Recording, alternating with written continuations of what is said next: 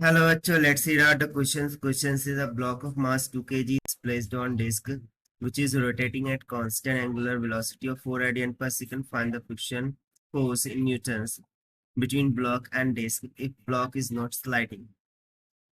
तो यहाँ पर हमसे बोला चाह रहा है कि एक ब्लॉक है, उसको डिस्क पर प्लेस कर दिया गया है at distance of 1 metre from the centre, और ये जो डिस्क है वो रोटेट करती है with constant angular velocity of 4 radian per second से, और mass of the block 2 kg के बराबर है। सो यदि हमें क्या फाइंड करना है, फ्रिक्शन फोर्स को फाइंड करना है between the block and disc, यदि जो ब्लॉक है वो नहीं करता हो। तो चलिए स्टार्ट करते हैं हम सॉल्यूशन से, but before of its let's talk to use here for this question। तो सबसे पहला तो कॉन्सेप्ट यहाँ पर ये हो जाएगा, किसी बॉडी को सर्कुलर मोशन कराने के लिए रिक्वायर्ड होती है सेंट्रिपेटल फोर्स। उसका फॉर्मूला हो जाता है m into r into omega का होल स्क्वायर, जहाँ पर m मास होगा, रेडियस ऑफ सर्कुलर पाथ, और ओमेगा एंगुलर वेलोसिटी हो जाएगी।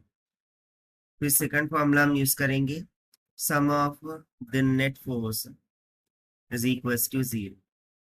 सो अकॉर्डिंग टू द क्वेश्चन, यहाँ पर इस ब्लॉक को सर्कुलर मोशन कराने के लिए सेंटर की जानिब जो फोर्स लग रही है वो फ्रिक्शन फोर्स होगी, which is in between the block and disc.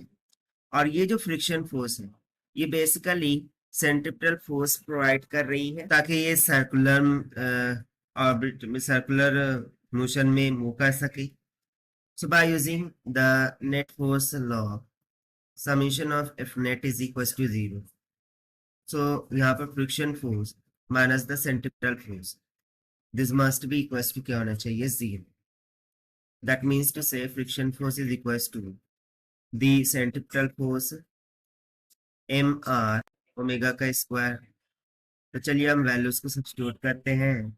सो मास हमें कितना दे रखा है, 2 kg के इक्वल, रेडियस हमें दे रखा है 1 मीटर के इक्वल, क्योंकि ब्लॉक स्लाइड होकर कहीं नहीं जाने वाला है, it is going to fix, that is why radius will not change, multiply by angular velocity 4 radian per second, so उसका होल स्क्वायर। सो हो जाएगा 2 मल्टीप्लाई बाय 4 का स्क्वायर हो जाएगा 16, 16 टू 32।